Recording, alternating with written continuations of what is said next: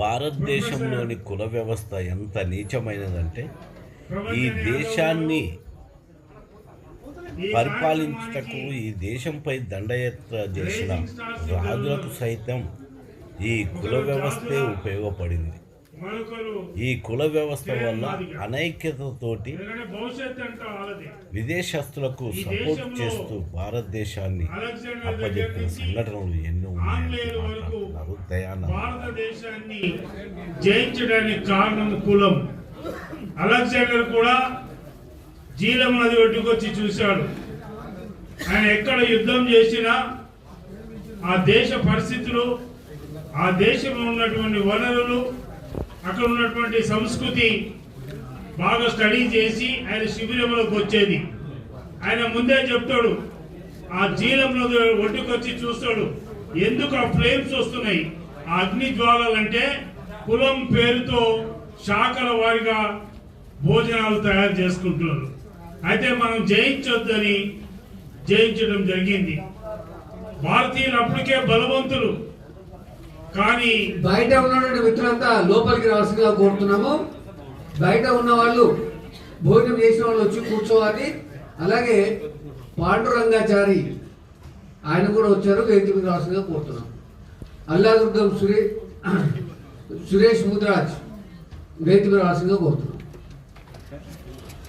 Alexander ఆ విధంగా జయించితే ఆంగ్లేయులు కూడా ఈస్ట్ ఇండియా అనే ఒక కంపెనీ పెట్టి భారతదేశాన్ని 200 సంవత్సరాలు పరిపాలన చేశారు. మనం పొద్దున్న లెగిస్తే మనవాదం అనుకుంటూ అసలు మనవాదం అనేది ఒక ఫ్యాషన్ అయిపోయింది. మనం ఆ పేర్లు పెట్టుకుంటూ ఆ బ్రాహ్మణుల యొక్క ఆచార వ్యవహారాల్లో నిమగ్నమవుతున్నాం. కాబట్టి ఈరోజు ఒక డిక్లరేషన్ చేయాలి. శ్రీనివాస్ జాజుల గారు, తర్వాత కిరణ్, ఎందుకంటే వాళ్ళు రైజింగ్ స్టార్స్. ఏం చేయాలంటే మన పెళ్లిళ్ళు మనమే చేసుకుందాం, మన సావులు మనమే చేసుకుందాం, మన పూజ అప్పుడు ప్రత్యామ్నాయం. మనం మైక్ టైసన్ లాగా చెప్తున్నాం, పిటి ఉషాలాగా వెళ్ళిపోతున్నాం. ఇది రెగ్యులరైజ్ కావాలి. వాళ్ళ గురించి ఎదురు చూస్తున్నాం, పార్టీలు పెడతారని. మరి పార్టీలు ఇండియన్ డెమోక్రసీ ఒక మాబోక్రసీ. వేవ్ ఉంటే గెలుస్తారు, వేవ్ లేకపోయినా గెలుస్తారు. వేవ్ లేకపోతే గెలవ. Money makes many things. డబ్బులే సర్వస్వం కాదు. ప్రపంచం యాదవ్ చెప్పారు. ఒక టీచర్ సైకిల్ మీద తిరిగి యూపీలో ఒక పొలిటికల్ పార్టీని లోహియా ఆలోచనతో ఒక పొలిటికల్ పార్టీని ఫామ్ చేశారు. ఇకపోతే శ్రీనివాస్ యాదవ్ జాజుల గౌడ్, ఆయన మొత్తం భారతదేశాన్ని స్టడీ చేసిన అక్కడ పరిస్థితులు, అక్కడ ఉన్న పరిస్థితులు వేరు, ఇక్కడ ఉన్న పరిస్థితులు వేరు. అక్కడ ఉన్న బీసీలు, ఇక్కడ ఎస్సీలు, ఇక్కడ ఉన్న ఎస్సీలు, అక్కడ బీసీలు. మనం ఇక్కడ అగ్రవర్ణాలని చెప్తున్న రెడ్లు. నా ఫ్రెండ్ ఉన్నాడు రామలింగారెడ్డి, అక్కడ బీసీ, అక్కడ ఒక మంత్రి, ఎక్కడ కర్ణాటకలో. అక్కడ ఉన్నటువంటి ఇక్కడ ఉన్న చౌదరీలు, ఇక్కడ ఉన్న నాయుడులు పక్క రాష్ట్రాల్లో బ్యాక్వర్డ్ క్లాస్ గా ఉన్నారు. కాబట్టి భారతదేశమే అనేకమైనటువంటి కులాలుగా సృష్టించబడ్డాయి. ఎంతో మంది సైంటిస్టులు, ఒకప్పుడు యూరి గగారిన్ పోయాడు, ఎక్కడికి వెళ్ళాడు, చంద్రమండలానికి. అనేక మంది సైంటిస్టులు కొత్త కొత్త ప్రయోగాలు చేస్తున్నారు భారతదేశం కూడా.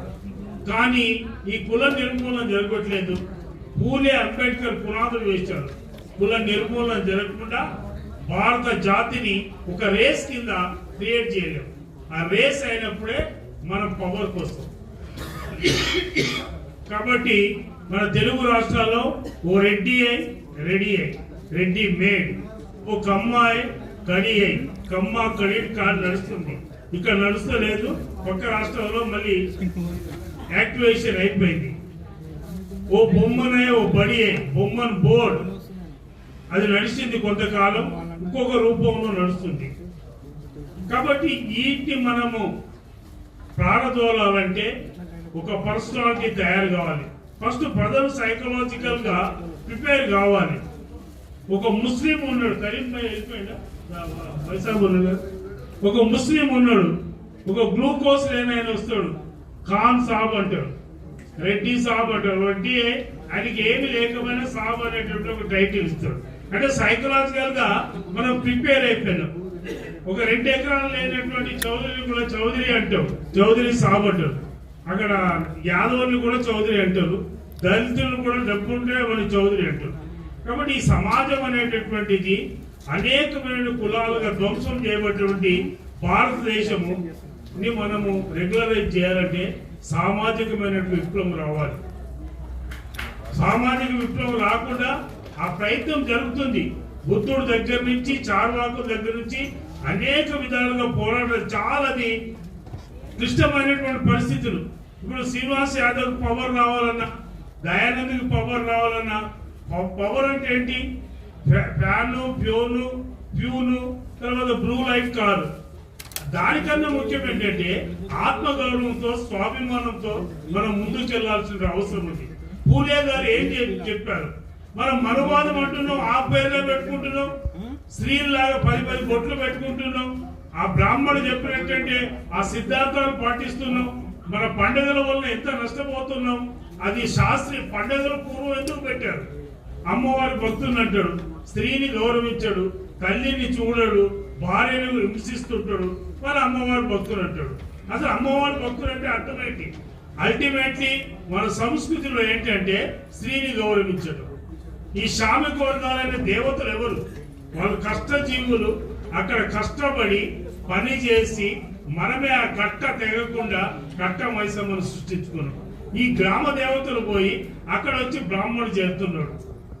ఆ బ్రాహ్మణుడు చేయడం మనల్ని వాస్తు పేరుతో, సాంప్రదాయాల పేరుతో అనేకమైనటువంటి తిరోగమన దశలో నడిపిస్తున్నాడు. అందులో ఆ వలనలో మనం కొట్టకెళ్తున్నాం. ఫస్ట్ మనం ఇక్కడి నుంచి ఒక 10 పేర్లు కనుక ఈ దేవుని పేర్లున్నాయి, దానికి ప్రత్యామ్నాయంగా ప్రభంజన యాదవ్ లాంటి ప్రొఫెసర్ ఒక 10 పేర్లు మారిస్తే ఈ సమాజానికి ఒక సూచన జరుగుతుంది. నా పేరు వేరే పేరు, ఒక దేవుని పేరు, ఈ రోజు నుంచి పేరు నేను దఫన్ కర్దేరే, ఈ రోజు నుంచి పేరు తీసేస్తున్నా అని చెప్పినప్పుడే ఈ సమాజానికి 10 మందా లేకపోతే 100 మందా, ఇద్దరనే కాదు, మొత్తం సమాజం ఒక సూచన జరుగుతుంది. అక్కడి నుంచి పునాది పడుతుంది. ఆ ప్రత్యామ్నాయం లేకుండా కమ్యూనిస్టులు ఫెయిల్ అయిపోయారు. వాళ్ళు హేతువాదులు, సామ్రాజ్యవాదం అన్నారు, పెట్టుబడిదారు అన్నారు. వాళ్ళ పిల్లలందరూ అమెరికాలో యాపిల్ కోసుకుంటూ ఆ సామ్రాజ్యవాదానికి బానిసలుగా ఉన్నారు. కానీ వాళ్ళ కుటుంబాలేమో అమెరికాలో ఉంటున్నారు. మనమే వాళ్ళ పిల్లల్ని రష్యా పంపారు, రష్యాలో చదివించుకున్నారు. మనకి ఇక్కడ అక్కడ వర్షం పడితే ఇక్కడ గొడుగులు పట్టేటటువంటి ఎర్ర జెండా, శ్రామికుల జెండా మనతో మోపించి కార్మిక వాడల్లో దళితుల, బలహీన వర్గాల మధ్యన భేదాలను సృష్టించి రాజకీయ పబ్బాలు గడుపుకొని కామ్రేడ్ బికమే కమ్మారెడ్డి వాళ్ళ చేతుల్లో ఉన్నది. వాళ్ళు ఇంకా మారలేదు. భారతదేశంలో సుభాష్ చంద్రబోస్ గుర్తించడం కానీ, పూలేని గుర్తించడానికి, అంబేద్కర్ని గుర్తించడానికి కమ్యూనిస్టులకి 45 సంవత్సరాలు పట్టింది. కాబట్టి కమ్యూనిజం ఈ దేశంలో ఫెయిల్ అయిపోయింది. కమ్యూనిజం ఖాళీ దుకాణాలు పెట్టుకున్నారు. కేరళలో కేథలిక్ క్రైస్తవులు ఎట్లయితే స్కూల్ పెట్టుకుని వాళ్ళ యొక్క కుటుంబాలు ఏదైతే ఎంజాయ్ చేస్తున్నట్టు చర్చలు పెట్టుకుని, ఆ విధంగా ఆ కేరళలో కమ్యూనిజం ఫస్ట్ స్టార్ట్ అయింది. కాబట్టి అక్కడి నుంచి బెంగాల్ నుంచి ఆంధ్రప్రదేశ్కి వచ్చి వాళ్ళు కాంప్లెక్స్ కట్టుకుని లాస్ట్కి వాళ్ళు ఓల్డ్ ఏజ్ హోములు పెట్టుకుని జీవనం గడిపే పరిస్థితి వచ్చింది. కాబట్టి ఈ ప్రమాదం నుంచి మనం బయటపడాల్సినటువంటి అవసరం ఉంది. వచ్చేది బహుజన రాజ్యమే, వచ్చేది జేపీమే. కాబట్టి ఒక మంచి భారత్ని మనం ఆ కళలు కన్నటువంటి పూలే గారు లేదా బాబాసాహెబ్ అంబేద్కర్, సౌత్ లో పెరియార్ ఎంత త్యాగాలు చేశారు, ఎంత ఆలోచన చేశారు, ఈ సమాజం మారాలని ఆలోచన చేశారు. ప్రపంచ యాదవ్ గారు, శ్రీనివాస్ జాదవ్ గారు, తర్వాత కిరణ్, మీరందరూ మొన్న మేము అందరం కలిసి ఒక ప్రోగ్రాం చేసినాం. ఏం ప్రోగ్రాం అంటే శ్రీనివాస్ యాదవ్ మేము ఏం ప్రోగ్రాం అంటే రైతులకి మంచి ప్యాకేజ్ ఇచ్చిండు రేవంత్ రెడ్డి అంటే నన్ను కూడా పిలిచిండు. నేనన్నా మధ్యలో పిలిచారు. అరే మరి గత ప్రభుత్వంలో ఒక ముఖ్యమంత్రి బ్లాక్ నైట్ బ్లడ్ స్ప్రైడ్ తాగి 32,000 లీటర్లు తాగిండు మా లెక్కల ప్రకారం. తర్వాత తాగిన తర్వాత అది అయిపోయింది. హ్యాంగ్ ఓవర్ కి మళ్ళీ ఆయన పోస్టర్ కి పాలు పోసింది. ఎంత 2 లక్షల లీటర్లు పాలు పోసింది. అయ్యా ఈ ప్రభుత్వం అది మనవాదం అంటారు. ఆ పాలని పౌష్టికాహార లోపంతో బాధపడుతున్నటువంటి వేలాది పిల్లలు ఉన్నారు. ఆ పిల్లల్ని పౌష్టికాహారం తయారు చేయడానికి అంగన్వాడీ సెంటర్లు వచ్చినాయి. అంగన్వాడికి ఆ పాలు ఏంటంటే మన చదువుకున్నటువంటి వాళ్ళు, రేమాన్స్ బట్టలు వేసిన వాళ్ళు, ఆ మంచిగా ఆ మెట్రో షూ వేసేటటువంటి వాళ్ళు, రేమాన్ అద్దాలు పెట్టుకునే వాళ్ళు అందరూ కూడా ఆ పాలంతా బాబాసాహెబ్ అంబేద్కర్ పాదాల కింద పారబోసారు తప్ప వాళ్ళకి ఇవ్వలేదు. మనం ఆలోచన చేద్దాం, ఒక కొత్త పద్ధతిలో ఆలోచన చేద్దాం. అది శాస్త్రీయమైనటువంటి ఆలోచన చేయకుండా మనం ఉట్టిగా స్లోగన్స్ ఇస్తే అది మైక్ టైసన్ లాగా అయిపోతుంది. ఎయిర్టెల్ కంపెనీ ఎయిర్ అంటే గాలి, టెల్ అంటే అది మాట, గాలి మాటలు అయిపోతాయి. ఆ గాలి మాటలు కదా ప్రాక్టికల్ గా ప్రపంచం ఎదవాలంటే ఒక ప్రొఫెసర్ ఆయన నేను నాకు ట్రైన్ లో పరిచయం అయ్యాడు. ట్రైన్ లో పరిచయం అయిన తర్వాత ఇద్దరు కలిసి దిగి వెళ్ళిపోయారు. ఆయన ఆఫీస్కి రమ్మన్నాడు. నేను ఢిల్లీలో అప్పుడు ఎక్కువ కాలం ఉంటున్నా. ఆఫీస్కి వస్తే సైకిల్ మీద వస్తున్నాడు. చూడండి ఎంత గొప్ప సోషలిస్ట్, గొప్ప నిజంగా మన కమ్యూనిస్టులు పెద్ద పెద్ద మాటలు చెప్తాడు. వాళ్ళ భార్యలు బొమ్మన, చందన, కళాంజలి, ఆడ ఒక గుండోడు వస్తాడు. మన చూస్తాం రోజు. ఆ గుండోడికి ఏం సంబంధం స్త్రీలకి? లలిత జ్యువెలరీ ఇస్తాడు. అతను వచ్చి చెప్తుంటాడు అసలు కిరాణా దుకాణం దగ్గర ఉంటలేదు, అందరూ పోయి పొద్దున్న లలిత జ్యువెలరీస్ అక్కడ సోమాజీ కూడా ఉంటున్నాడు. అంటే సైకలాజికల్ గా ఏ విధంగా ప్రిపేర్ చేసిండో చూడండి. బంగారం అంటే ఎట్లా ఆశ ఆడవాళ్ళు కల్పించిండు. కాబట్టి మనము ఆలోచన చేసి ఒక మార్పు గురించి ప్రయత్నం చేస్తాం. తప్పకుండా బహుజన రాజ్యం వస్తుంది. బహుజన రాజ్యం అంటే those who are enjoy reservation they should reservation. IAS family, doctors family, engineers families కాదు. వర్గీకరణ జరగాలి, వర్గీకరణతో పాటు ఏకీకరణ జరగాలి. ఏది అన్నదమ్ములు చాలా మంది చెప్తున్నారు, అభ్యుదయవాదులు. మనము బాబాసాహెబ్ అంబేద్కర్ ని కోడ్ చేస్తున్నారు, అందరం సమానమే. అంటే ఇక్కడ వీళ్ళందరూ సమానం కాదా? అతను గొప్ప సోషలిస్టు, హోటల్లోడు, ఎవరికి డబ్బులు ఇస్తే వాడికి భోజనం పెడతాడు. అందరికన్నా ఇంకా గొప్ప సోషలిస్ట్ ఎవరంటే లారీ ట్రాన్స్పోర్ట్ వాడు. యేసు, గణేషు, వెంకటేశు, పరమేశు, అల్లన్న, మల్లన్న అన్ని దేవుళ్ళు ఉంటారు. ఆ డ్రైవర్ డ్యూటీకి ఎక్కేటప్పుడు అగరబత్తీలు ముట్టిస్తాడు, ముట్టించేసి లారీ ఎక్కుతాడు. వాళ్ళకన్నా గొప్ప సోషలిస్ట్ ఎవరండి? మనము విశాల దృక్పథంతో ఉండాలి.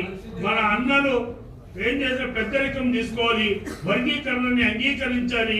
క్రిమిలేయర్ ఏదైతుందో ఆ క్రిమిలేయర్ లో కూడా మరి జాదవ్ లాంటి వాళ్ళు, మన కిరణ్ లాంటి వాళ్ళు ఆలోచన చేసి, శ్రీనివాస్ యాదవ్ లాంటి ఆలోచన, డిస్ట్రిబ్యూషన్ సమానంగా జరగాలి. ఎవరైతే ఏ కులాలు అయితే ఇప్పటి వరకు సెక్రటరియట్ లో ఇప్పటి వరకు మరి రాజకీయమైన ప్రాతినిధ్యం లేదో ఆ వర్గాలకు చేరాలంటే ఒక శాస్త్రీయమైనటువంటి వర్గీకరణ జరగాలని కోరుతూ ఈ అవకాశం కల్పించినటువంటి మీ అందరికి కూడా పేరు పేరున ధన్యవాదాలు చెప్తూ ముగిస్తూ